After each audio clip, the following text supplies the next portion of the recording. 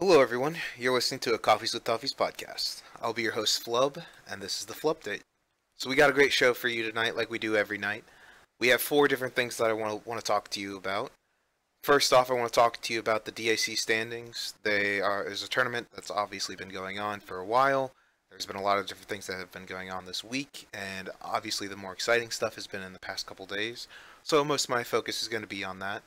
And with the DAC standings, I would like to also talk about some games that I've been watching that I feel like are must watch for any avid Dota player, any person who's just interested, whether it's in the game mechanics and things that reveal a lot about the game in general, or just the different type of players and just different fun games to watch in general.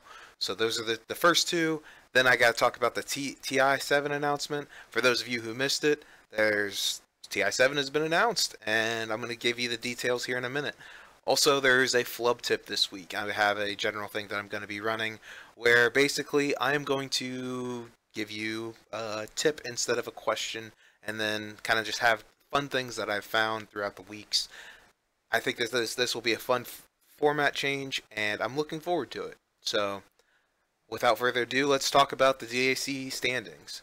So as of now, you guys kind of have probably realized that the DAC is the Dota 2 Asian Championships, and this year the teams that actually got in the actual main event were OG, Newbee, Invictus Gaming, Team Empire, LGD Young Forever Young, IG.Vitality, Team NP, Team VGJ, Wings Gaming, Evil Geniuses, Team Liqud, and Team Faceless. So obviously there's some great names here, some names that I was expecting other people to get to this point.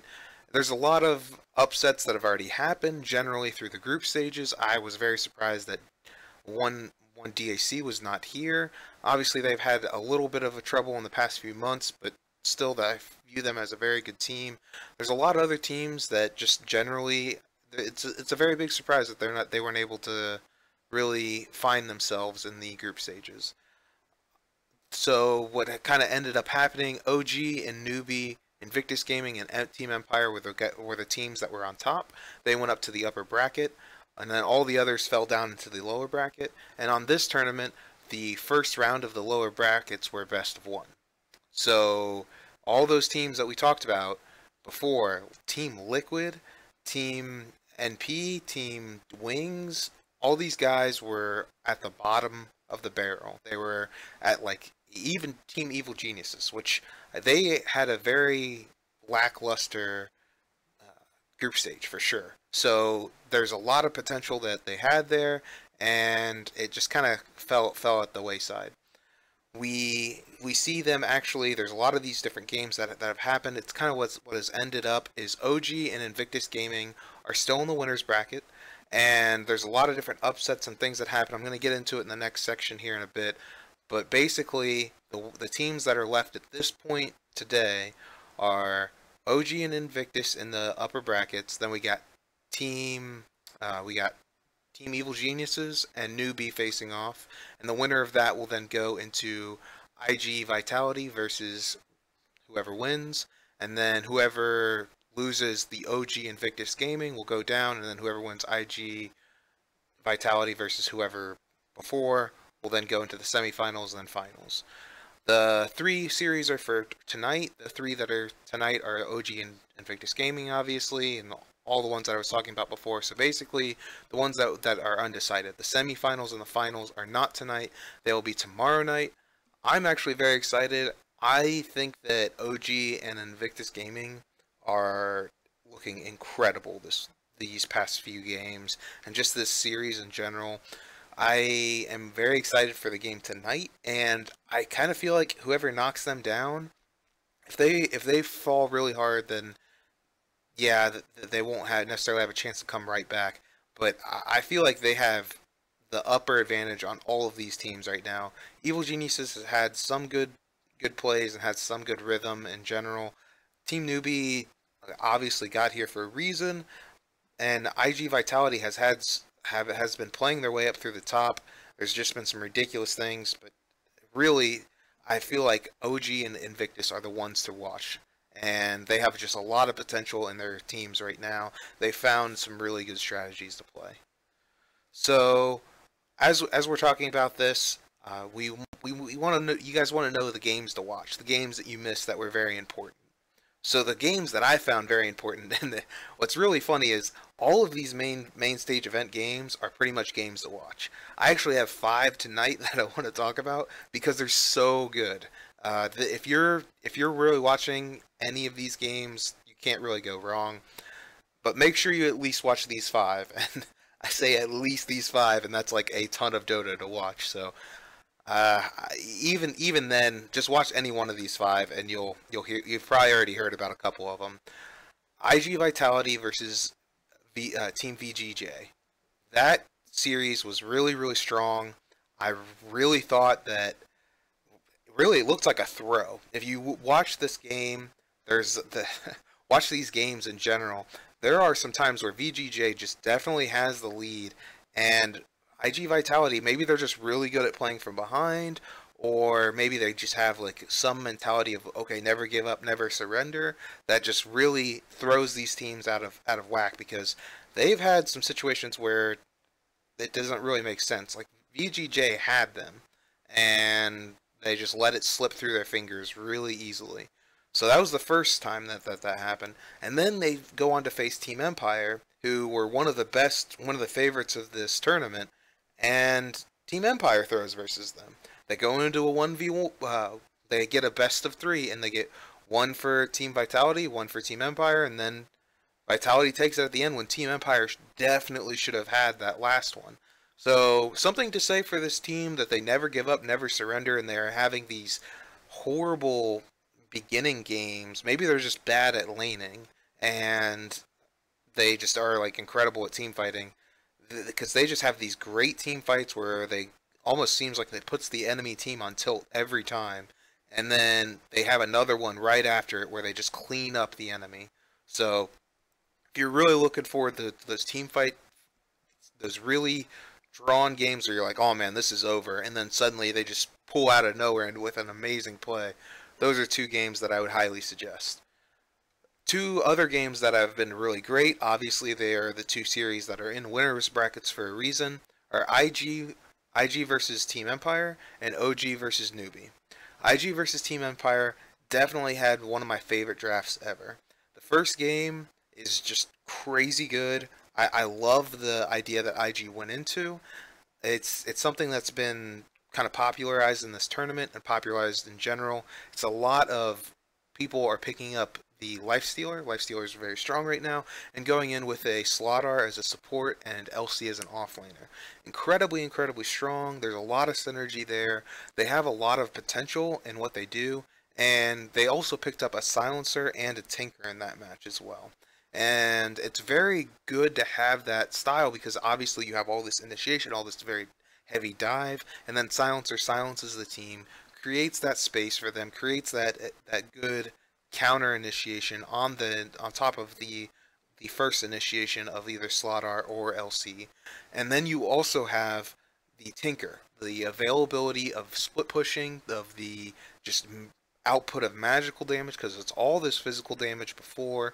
Silencer doesn't really offer that much magic damage. It perfectly rounded out the team, and it kind of gave another initiation bomb. If you had to have it, Tinker goes blink, and you can have Tinker blink in and have another initiation bomb. It was just one of the most beautiful drafts I've ever seen. I highly want to suggest anyone who's thinking about becoming a captain, or just anyone that wants to bone up on their captaining skills in general, or drafting skills, look at that game. There is a lot of potential in it, and the way that the bans and picks go and the right timings that they have is just genius. So if you're looking for a good game, that's definitely one I would look at. OG versus Newbee, that's just like a really crazy good game. There's a lot of really fun plays in it. The first game, it's kind of going to probably be infamous for a while. They had a really nice Naga ult that was able to set up a perfect black hole. That classic combo that's really fun. It's really great to see these big team fight hero it had team fight, but it was a lot of split push too with having Naga, and it was a very, once again, OG is very good at drafting and understanding what their movement and style should be. So it's always great to see their team play. I love these two games. Their style, their movement. They understand their teams to the nth degree. And if you're really looking for some good Dota, I suggest those two games first and foremost. And then lastly, the game that I really feel like people should watch is Team Liqud versus Team Faceless. Team Faceless actually won over Team Liqud in the best of one and knocked them out of the tournament. And I actually feel like that was an incredible game. Like, yes, there's some conjecture on whether they've been doing good or not. Their group stage on Team Faceless was lackluster, to say the least. But the thing is Team Faceless really brought their A game that game. XY, he had a really good play with Earth Spirit getting a 3-man stun in like the perfect scenario. Just incredible opportunities that were made by these heroes and these players in general. Like, people were talking about how Slark was such a great play in that game with Black. He was really good at dipping and diving. But really, if you look at every individual player in that game, there was a time where each player shined. And those are the games that are the most enjoyable to watch because you don't know who to, like, be freaking out about. Like, oh man, this is such an amazing game. And it's very, very enjoyable. So I encourage you guys to watch that game. I feel like Team Faceless really outplayed Liqud in general in that game, and it shows with their individual movement, the team movement, the decision making. There's a lot of really good plays in that, and don't miss out on it.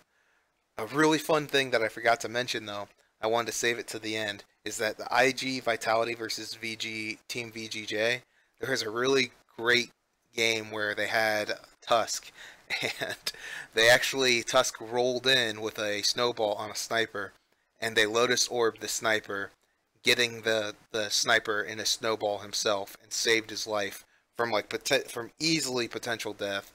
And those plays, it was really funny. It confused like everyone that was watching. The casters were confused for like 10 seconds. It was great, and it's always really fun seeing those types of plays. So hopefully I can at least encourage you to watch that game because it was a lot of fun. All right, so if you guys have any more things about DAC, we're gonna be watching more tonight. I suggest you watch any of the games tonight. The Newbee versus Evil Genius is gonna be fantastic, and so is OG versus Invictus. And I gotta say, IG.Vitality has proved themselves. So if you are interested in that comeback style of play, you never know. They may not be out. They are not the favorites of this tournament, but they've been proving themselves more and more each game. So with that, let's move on to the TI announcements. Everyone's favorite tournament. We got to talk about TI7. So TI7 was announced. We have the general play of the tournament is going to be the very similar. The week pass is going to be available for $100 for the first 4 days, August 7th through the 10th. Very similar. And then for the finals pass or the weekend pass, you have to pay $200 for that, and it's going to be from the August 11th to the 12th. None of the passes are any VIP passes, so everyone's generally first come first serve where you sit. It's more enjoyable that way. It's a lot more fun. You can kind of be together in this tournament, and last year was incredible when I was there. All thanks to just being a part of what I was a part of last year with going with .P and just meeting all these different people and having a lot of fun. So I'm hopefully going this year as well, and I want to encourage you guys to try to find me and talk to me. I loved it last year. I loved to just talk to fans and just fellow lovers of Dota. So come join me at TI hopefully this year. I'm going to be trying to get these tickets just like everyone else. And the most important thing is that these tickets are available to be sold between, oh well, not between. They're sold at 10 a.m. and 10 p.m. Pacific. So make sure you try to figure that out for your calendars for people who want to know and try to get into these games. And it's on April 4th. April 4th is going to be the day that you're going to be trying to get these. I would highly suggest trying to buy it on both occasions. Last year I tried to buy, or not last year, it was 2 years ago I tried to buy TI tickets, and they were gone within 2 minutes. So if this is your first year, really pay attention to what you're going to be doing and where you're going with this tournament, and try to buy the tickets immediately. Get on Ticketmaster. They're going to be sold on Ticketmaster. So, yeah, very important. And I hope that I can meet everyone there that's watching here today. All right, so we talked about TI7. We talked about DAC.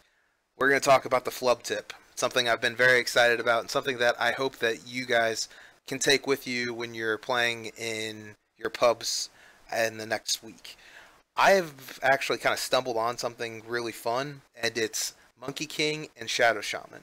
Now, obviously, you guys have probably heard, if you have watched any of my other shows, I love to play these highly aggressive heroes that generally are very forceful and like dive in hardcore.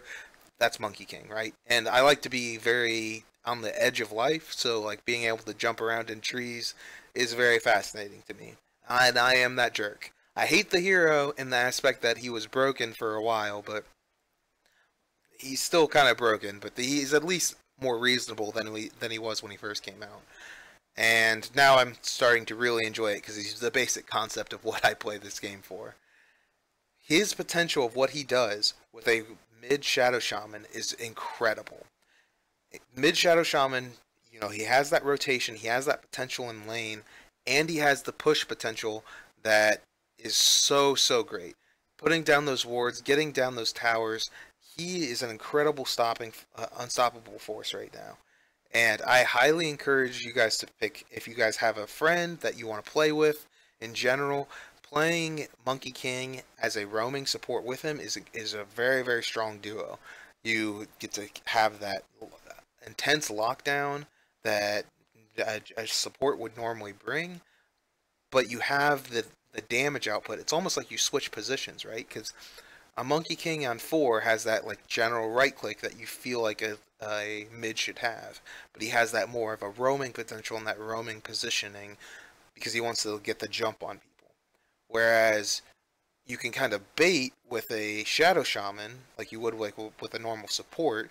You could bait with him and then have the Monkey King jump in on whoever he's going to turn it around on, having all this lockdown, keeping them into a really tight position. And I mean, I played it versus an Ember and it was fantastic. You just keep them locked down, then you have all your you can beat them up and get all of your procs off of Jingu, and then come smashing in with your stun yourself, breaking through, doing lots of damage, and having a lot of potential. So I highly encourage this. This is a really fun duo to try out, and yeah. Also, if you're going to do this duo, if you're going to try to do Monkey King in general, something that I've always said and something that I will continue to say is ban Coddle. So if you ever see Coddle banned, or if you're banning Coddle yourself, try this out. It's very fun because Monkey King just gets wrecked by Coddle.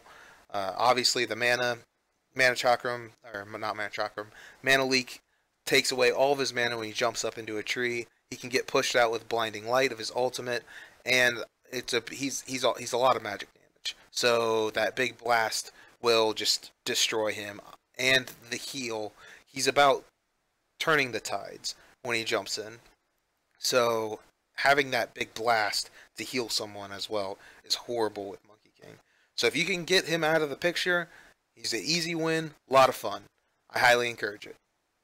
Alright, so that was our show for today. I'm going to have to close this out. So to help us out, you can subscribe or like any of our videos. Our Twitch channel is twitch.tv/Toffees_Dota2. You can go to our YouTube channel if you want to watch any of our content there. It is 5 Gaming. If you want to give to our Patreon, to really help us out, you can go to www.patreon.com/Toffees. If you are interested in audio versions instead of video versions of our podcasts, or VODs, I guess I should say, and make them into podcasts, you can follow us on Stitcher, iTunes, or SoundCloud. If you have any questions for me or Toffees, you can always follow us on our Twitter pages. So you can follow Toffees on @ToffeesTV. You can follow me at my Twitter page at Flubdota. And if you have any